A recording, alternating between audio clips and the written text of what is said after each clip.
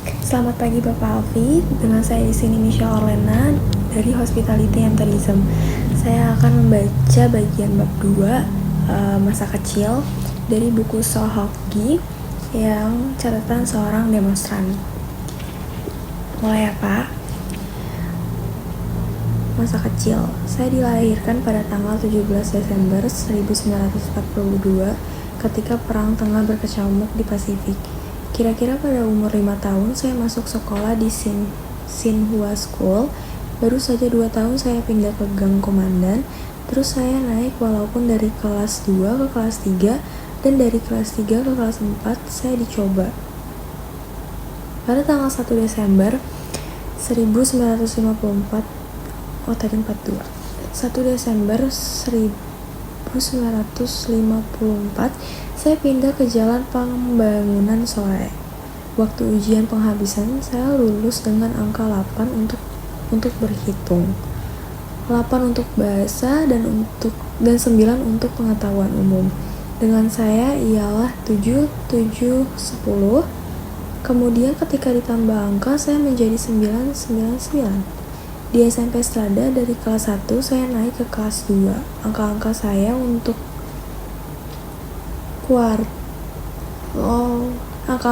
untuk kuartal pertama rata-rata 5,5, kedua 6, dan ketiga 7. 4 Maret 1957. Hari ini adalah hari ketika dendam mulai membatu. Ulangan ilmu bumiku mendapatkan 8 tapi dikurangi 3 jadi tinggal 5. Aku tak senang dengan itu. Aku iri karena di kelas merupakan orang ketiga terpandai dari ulangan tersebut. Aku percaya bahwa setidak-tidaknya aku yang terpandai dalam ilmu bumi dari seluruh kelas. Dendam yang disimpan lalu turun ke hati, mengeras sebagai batu. Kertasnya aku buang, biar aku dihukum. Aku tak pernah jatuh dalam ulangan. Kamis 24 Oktober 1957. Sampai sekarang aku masih bernapas dengan hari-hari libur. Betapa sepinya. Tadi pagi si Junhook datang. Lalu hampa lagi. Pekerjaan rumah bertumpuk-tumpuk. Aku jadi malas. Besok hari-hari terakhir napas-napas libur. Lalu kembali lihat si kodok sama gacoan. Aku jadi gondok. Senin masuk penjara kelas, lalu ulangan-ulangan. Teman si Ahen sialan. Aku sekarang gak ke si Effendi. Aku benci sama dia. Senin 28 Oktober 1957. Aku sudah masuk lagi. Tadi berapa? 4 hari. Ya, aku sudah masuk lagi. Tadi bertemu dengan si kodok. Hari ini kami sampai ke jam 3. Enak-enak aja. Tapi 4, 5, 6 ulangan. Bosan. Aku mau sebetulnya sekolah di alam bebas seperti Tagore bilang apa? Minggu 10 November 1957. Hari ini hari pahlawan, tapi bagiku tak apa. Pagi-pagi datang si Peng Lam. Dia menyatakan rindunya pada kampung, pada dunyan, pada panah, dan andai kata sekarang dia dapat menarik panah itu, pada gunanya untuk memburu babi hutan. Dan kemarin aku ke si Tionggi di R.S yang Sengle. Pulangnya sialan. Bannya pecah, barangkali ketulah sebab kawanku. Dan bikin PR. Aku siangnya tertawa karena si En Hyung mungkin ateis bilang, ngapain lu ke gereja? Nggak ada sorga. Dan si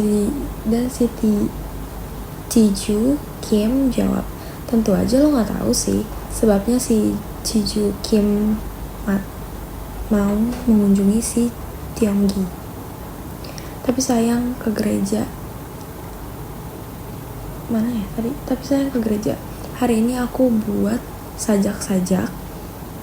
Tadinya aku akan membuat sajak panjang percintaan. 5 sajak dapat kucipta. 100% sajak main in otak karena aku tak ada inspirasi.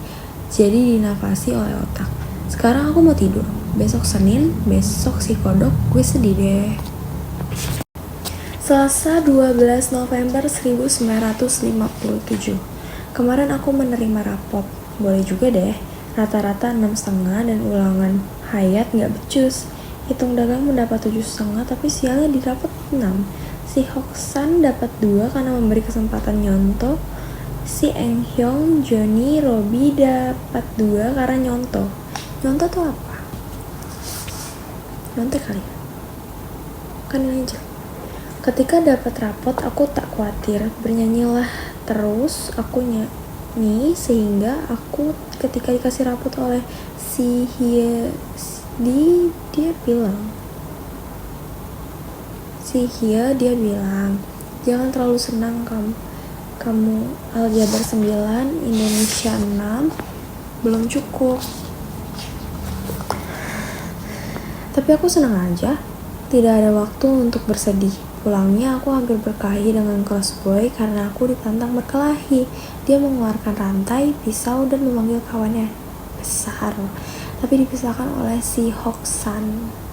Rencananya sore aku mau ke Tionggi. Kamis 12 Desember 1957. Sudah sebulan aku tak menulis. Juga aku agak pasif. Hari ini sebetulnya sial-sial mau jujur.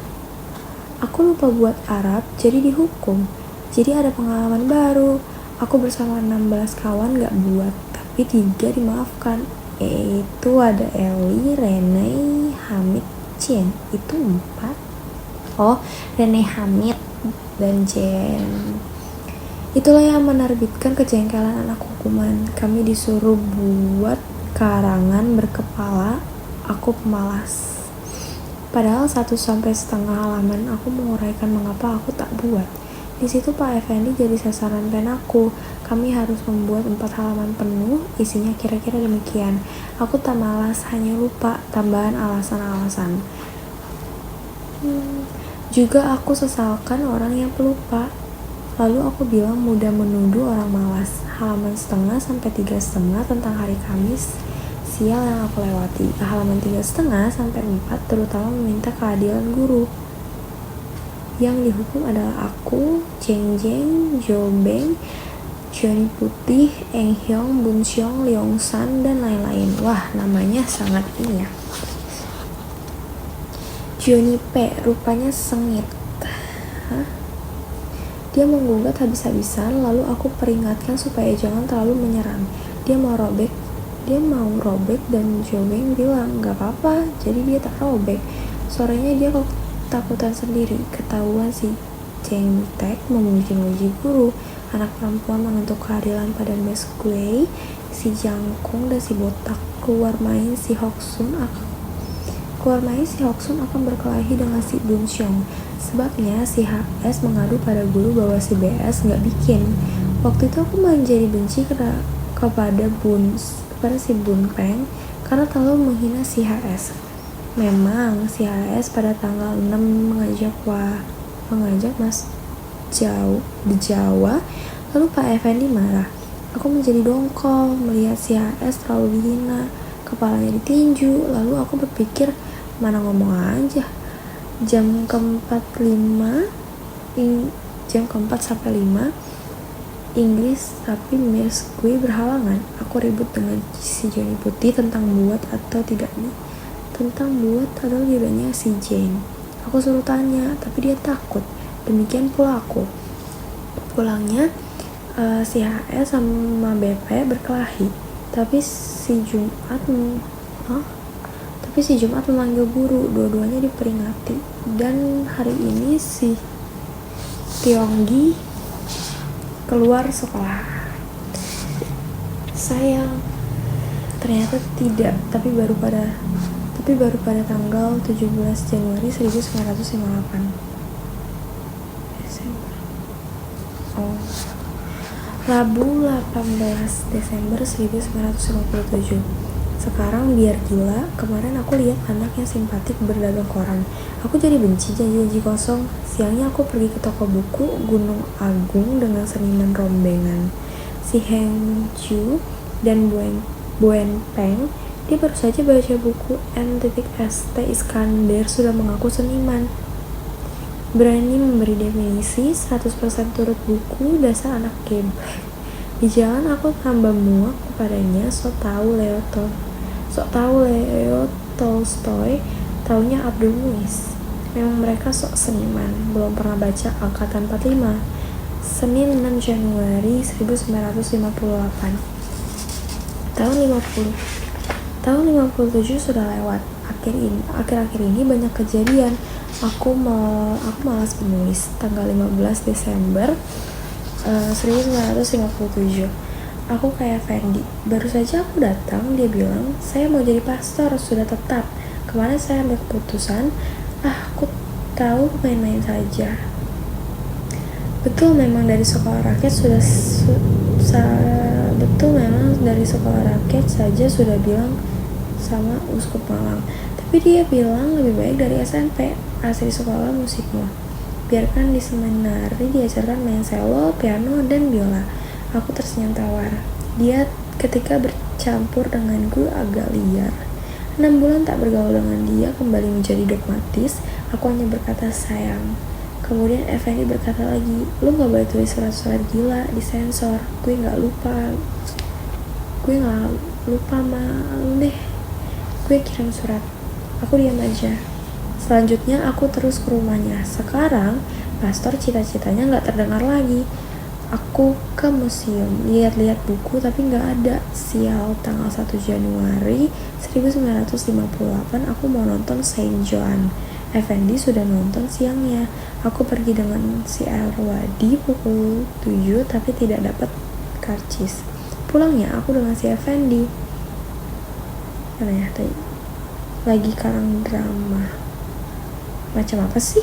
Besoknya aku nonton juga. Filmnya bagus, aku puas. Di samping itu tanggal 26 Desember aku ke Cilincing. Enak, cuman pulangnya capek.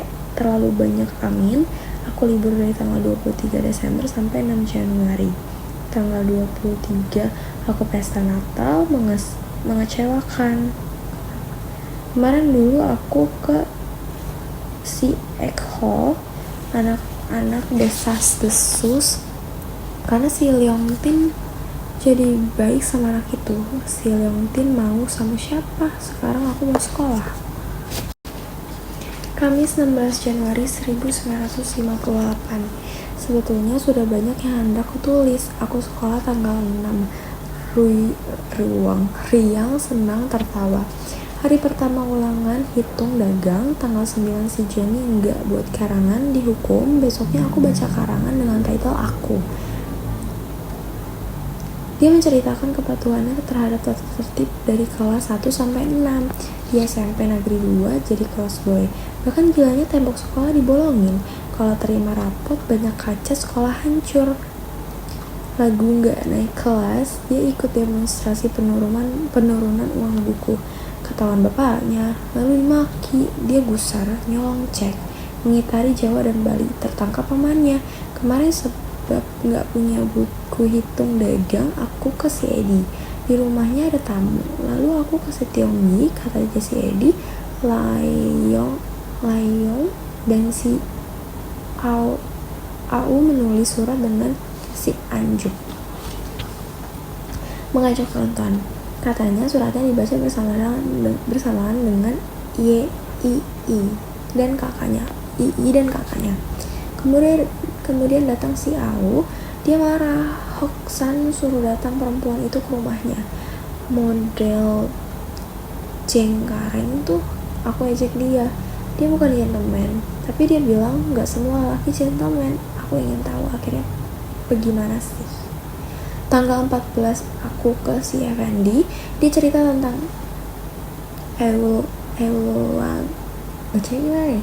Eulan Sialogan.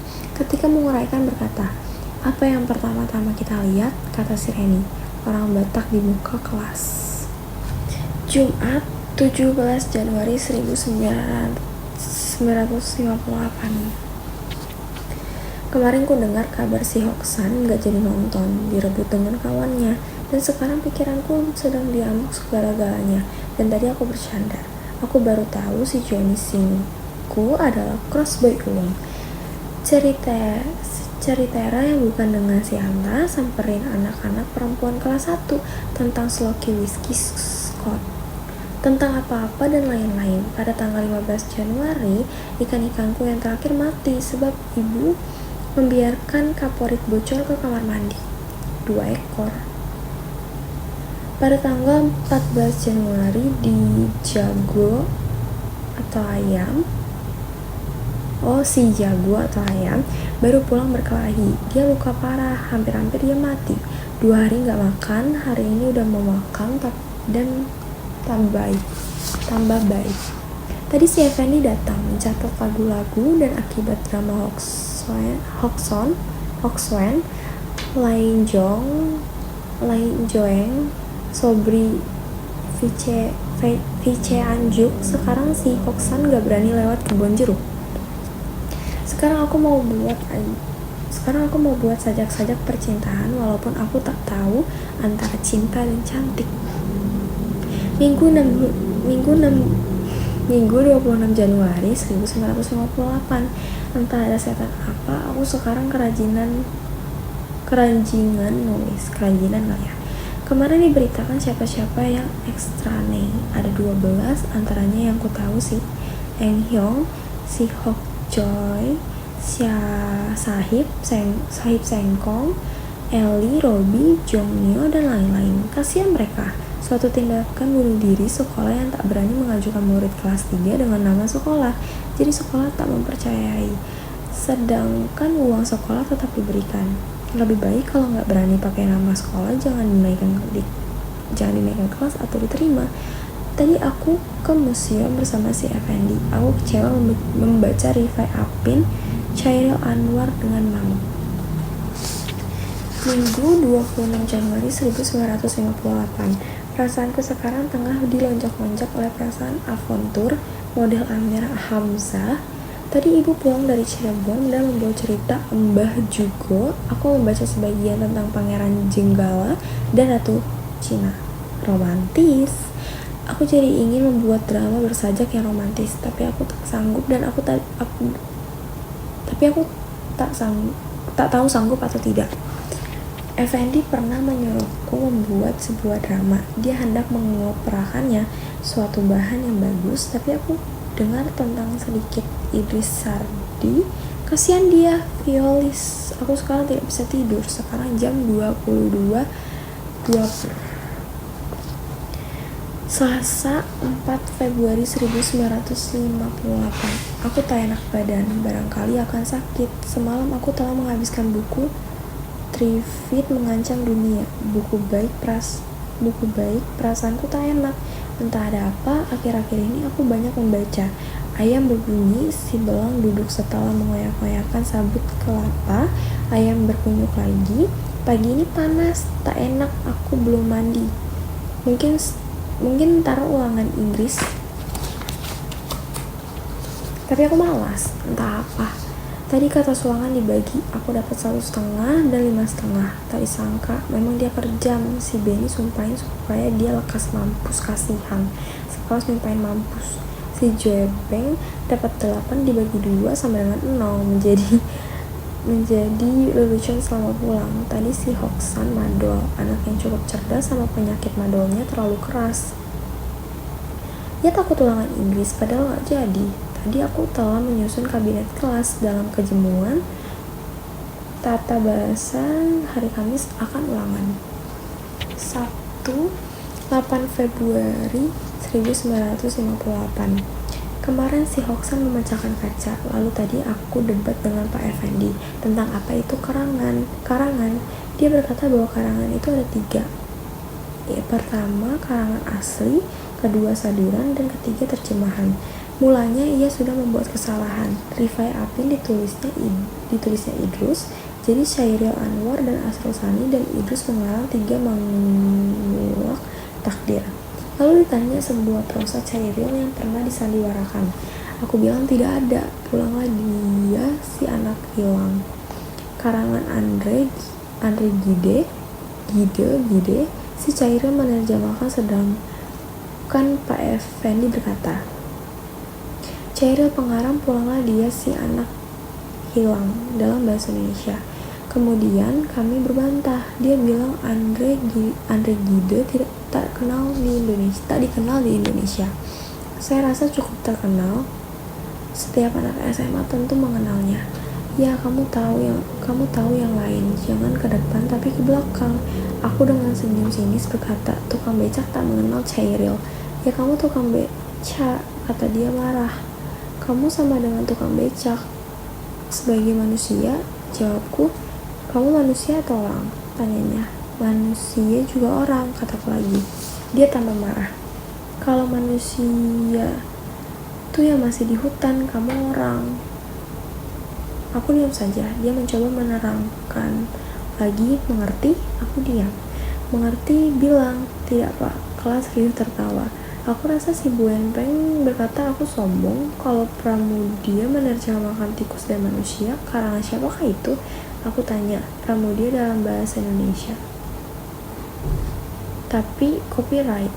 Jangan memutar persoalan. Kami debat tak berujung pangkal. Aku tetap yakin sesudah aku ditanya berkali-kali mereka mengerti atau tidak, jawabanku tetap tidak. Dia berkata, kalau kamu tak percaya sama saya, untuk apa kau ikut pelajaran saya? Lalu lebih baik keluar saja. Aku diam aja. Kalau keluar dalam jam Indonesia, aku pun tak takut. Lalu dia kata, sumpah itu bukan karangan Samidi.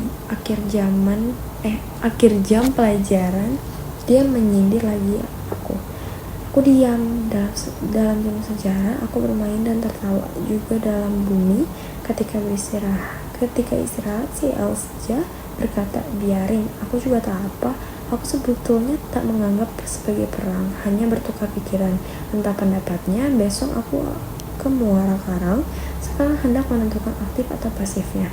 Kalau angkaku ditahan, model guru yang tak tahan kritik, aku akan mengadakan koreksi habis-habisan. Sedikit kesalahan akan kutonjolkan.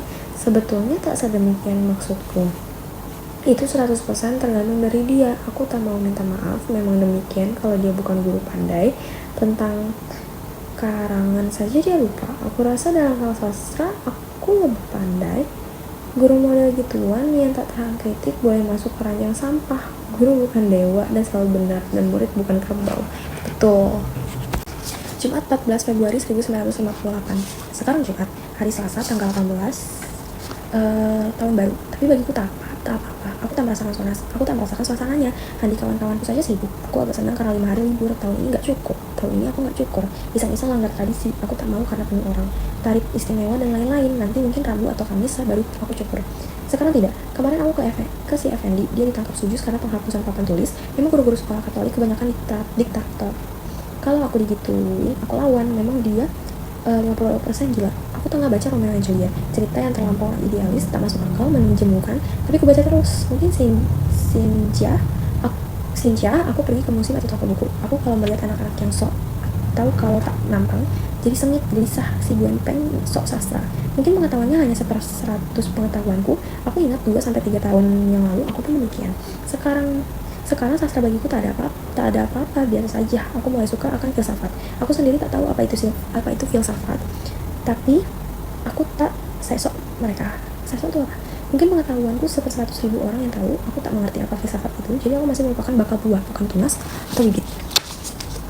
Semalam yang satu Pak Gasung telah lalulah seorang tua dan jujur. Minggu 9 Maret 1958. Sebenarnya banyak yang mau kutulis, tapi aku malas saja. Hari Senin tanggal 3 ulangan umum aljabar dibagi dapat 2, sejarah 8,5, harapanku 9 atau 10, hitung dagang 7, Inggris 6 tambah kutaksir 5. Semuanya baik kecuali aljabar.